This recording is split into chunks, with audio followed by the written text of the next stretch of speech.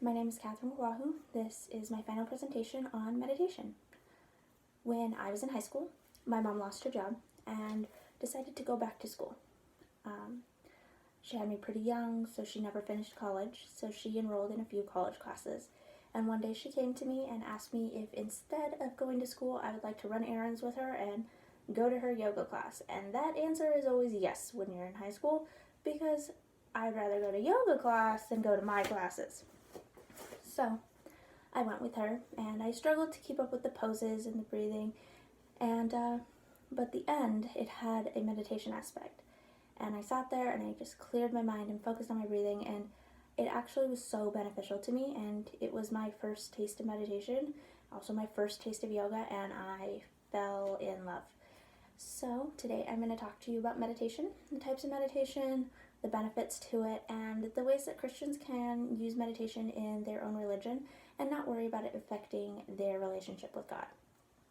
So the first of the 5 types of meditation is Buddhism meditation, which composes of Zen meditation, Vinaspa, mindfulness, and loving and kindness. So the first is Zen, and Zen is a seated meditation where you can be in a chair or cross-legged on the floor, and you focus on your breathing and just sitting instead, and you ignore all of the movement and outside activity around you, all those sensations. You kind of just block them out and just focus on your breathing. This one has its roots in Chinese Zen Buddhism, and this practice helps you work on your posture and your concentration. The next type is Vinaspa, which means enlightenment, and it's a traditional Buddhism practice. In Vinaspa, you focus on your breathing while you're aware of your feelings and sensations that are happening in your body. You're actually acknowledging those, and while you acknowledge it, you also just refocus yourself back onto your breathing. So it could be like you're sitting there and you feel really relaxed in your shoulders, and you're like, oh, my shoulders are relaxed. But then you go back to in, out, in, out, in, out. Just acknowledging it, but refocusing. The next type is going to be mindful meditation, and this is also a Buddhist meditation where you practice on being focused in the present moment. So when I did my research, a lot of the research is done on mindful meditation and its benefits in our lives, and we'll talk about that a little bit later, but this one seems to be the most studied and kind of the most beneficial, in my opinion. This is a great practice to start with. It allows you to focus on the physical and mental benefits of meditation. And in this one, you really just acknowledge your breathing and just focus on being right now in the moment. So the last type of Buddhism meditation is loving and kindness meditation. And this meditation boosts your empathy, and you just focus on like loving yourself and loving everyone around you. It's really good for anyone with nightmares, anger issues, and insomnia. So in this one, you close your eyes and you generate good feelings and kindness and love towards yourself, and then you do it towards one other person who is difficult in your life. So somebody who really just kind of irks you at work or in your home life, and you focus your loving kindness energy on them and you project it. Say, just I send them good wishes, I send them kindness, I send them love in their life, that kind of thing. And then you do it to 4 people equally. So you say, these 4 people, I project kindness and loving and energy and everything good into their life. And then you do it to the universe as a whole. So not just the people on earth, but just the whole system, to the nature, to everybody. Just focus your kindness and energy on that. The next type of meditation we're going to talk about is Hindu meditation, and this one has its roots in the Hindu religion. And the first type is mantra, and this one you do one syllable words or a one syllable sound, like a ba or ma. something like that, and you actually whisper it to yourself or you say it in your head. So you're not saying this one out loud, but you're doing that while you focus on your breathing. It's not a word, and it's not trying to convince yourself of something. It is just a sound. In my opinion, it's like kind of like the Christian speaking in tongue. Like it's a sound. It's a meaningful energy, but it's not trying to convince yourself of that word. So you sit with your eyes closed and you repeat the mantra over in your head, and you either whisper it or and you do that throughout your whole meditation session. This meditation helps really if you have like racing thoughts. You just sit there at work or wherever you are, and your head is just feeling like it's going to explode because you're going a mile a minute. You just sit down, you take some breaths, you repeat your syllable word, your mantra, or your sound, and you just focus on your breath, calm yourself, and recollect yourself. This practice is easy for some people because instead of your breathing, you're focusing on the word more. So you do continue your breathing exercises throughout it, but you focus just on that word. The next type is transitional or sensual meditation. And this form of meditation you actually learn from a licensed instructor. And in this, you practice for about 15-20 minutes, but the mantra is actually a deity from the Hindu religion. So that is important, and it's actually given to you by the instructor, and that's the mantra you repeat the whole time during your session. There is the yoga meditation in this one, and this one is usually what you do after yoga. It is usually the one that you are taught. It consists of several different types of meditation, but it is, like I said, taught during yoga. And in this one, you focus on your third eye and your chakras aligning. It usually ends with the Namaste, which is like the light in me, or the light in me recognizes the light in you, which I love that saying. I feel like it's really kind of powerful stuff. So the last type of this is the self-inquiry and I am meditation. And in this one, you are not answering questions about yourself. It's focusing on the eye that shines inside of you and associates it, and you associate it with any perceptions. So I am kind, I am good. It's not something that you are like, it's not like, who am I? It's just the qualities that you have and that you focus on. This one is a really powerful meditation for inner peace and freedom. So the next type is Chinese meditation, and there's two different types of this. There's the Taoist and the Qigong. The Taoist emphasizes on harmony with nature itself. Usually it's a lot of outside meditation. You focus on yourself and focus on nature, and those are your primary focuses. This is done when you're cross-legged, and you actually focus your point of eyesight on the tip of your nose, and you make focus on your breathing or visualize your mind and body. The Qigong involves slow movements, so actually this is really great for anyone who can't do those seated yogas or seated meditations and who just can't sit still for that time. This one incorporates slow movements, so you really focus just on slowly stretching your arm up or your leg up, or just something like that. The next type of meditation that I'm going to talk about is Christian meditation. So there's three types. The first type is used to find more meaning in the Bible and a closer relationship to God, and it's the contemplative prayer, which is a silent repeating of a sacred word or sentences, and you focus on that. There's also the contemplative reading, which you focus on a teaching in the Bible, a specific verse, and you focus on that. You just sit there and focus on that, repeat it in your head, kind of like those mantras, but this time it is actual Bible verses.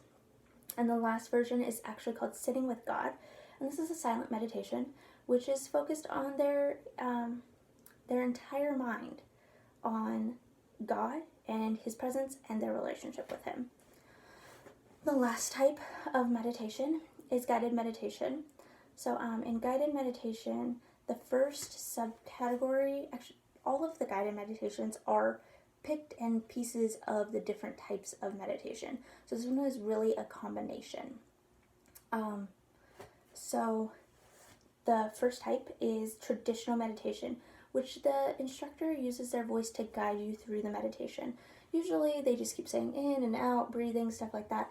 I've had instructors who tell me to picture a box outside the room, and I put all my worries and all my thoughts in that box. And then I can focus on me and the center, my center. The second is a guided imagery, which the instructor will give you a idea or a thought, or mostly like an image or an area. You picture yourself out in the woods and you hear the babbling brook, like that kind of thing. The third type is a body scan, which you actually relax different parts of your bodies at different times. They'll tell you, you feel the energy relaxing out of your head, and then they go down your body, your whole body, and you just focus on that. The fourth type is affirmation, which is a message you're trying to imprint in your mind. Remember, there was the mantras. You weren't trying to imprint that into your mind. You weren't trying to continually think it over and over and over again and get yourself to believe it. But in affirmation, you are. The last type is going to be the binaural beats, and this one actually uses frequencies, and it has you kind of enter into the beginning stages of meditation with just those frequencies. So that one's pretty cool. So each form of meditation has different effects on our body, on our spiritual and physical and emotional health. One study was done, and it was done in an alternative school on teenagers, and it found that students who practiced mindful meditation 2 times a week during class, that they had increased self-awareness, self-regulation, and building and trusting relationships, which I think is really important. They had just a better ability to connect and trust and confide in their teachers, and I feel like that's really important. So then it also has been found that in mindful meditation and traditional meditation, that it helps strengthen and improve the academic learning and reduces stress in the academic learning and the academic environment.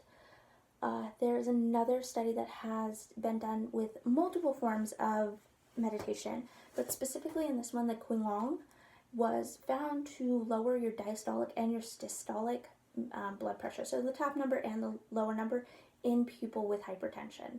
So they found that if they did this once a day, it actually lowered their top and bottom number for their because of meditation. There's another study done on PTSD, and it showed that mindful meditation reduced the anxiety, it reduced the feelings of depression, and the symptoms and the signs of PTSD in general in all of the people that contributed into the study. It's been found that addicts who also suffer with depression, so people who have substance abuse problems and they suffer with depression, there's mindful meditation which lowers the amount of cravings, it lowers the depression, it lowers their chances of relapse if they do it throughout their treatment process. So the final one I want to talk about is from the Ball EF Women's Health Research Unit, and they compared 13 studies on meditation being used in people with anxiety and chronic lower back pain. And all of the studies that they found that it lowered the amount of anxiety, and it lowered the pain stimuli that they were receiving from their lower back pain, their chronic pain. which is really important because right now we have such a problem in our country and in the world with opioid addiction. And it doesn't get it all the way gone, but it is something that can help them rather than going straight to the opioids. So many Christians worry about their relationship with God when they meditate. Because of its roots in other religions, they worry it's going to affect their relationship with God, and they don't want to be worshiping another God besides their God. So as I mentioned before, there is 3 different types of Christian meditation, which all focus on God as a Christian view and how they can build their relationship. It's also mentioned a few times in the Bible, the word meditation. It's been found in Psalms 143:5, and it says, I meditate on all your activities. So they're thinking about it. They're just sitting down and thinking about it. And that's really kind of just what meditation is focusing your mind on one thing. So even if you do something that doesn't fall into these, may be considered meditation, because it is just sitting down in a quiet environment and focusing your mind on that thing. So it can really help you build your understanding of the Bible and your relationship with God itself. So in conclusion, there's so many different forms of meditation that can be beneficial in your life. It's so sad that some people just really X out meditation, think it's not going to work for them, it's not going to happen. Even if you can't sit still, there's types where you don't have to sit still. It can lower your chronic pain, it can lower your hypertension, it can help with your coping and your self-actualization, and anxiety and depression. It can really just help calm and center your mind and just clear your mind. So I'm actually going to demonstrate some of the poses that you can do for some of the seated meditations, and I'm going to fix the camera for that.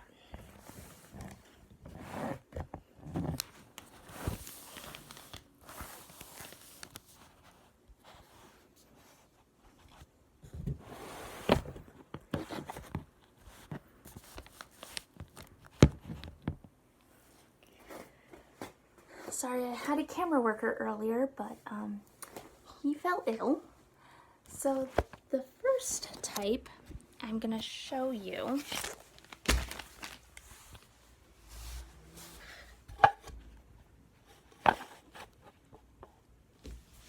is actually going to be just your standard cross-legged yoga like kind of pose. So this is when they're talking about seated yoga, usually this is the pose you'll think of. You can also do into lotus, so you'll go up on your legs. I'm not prepared for lotus at all today. So you'll go up and more be on your knees. You don't have to do this, you don't have to do this. Your hand, it's whatever comfortable position you choose. You can also do a standing and in center yoga if you can just stand for the whole time.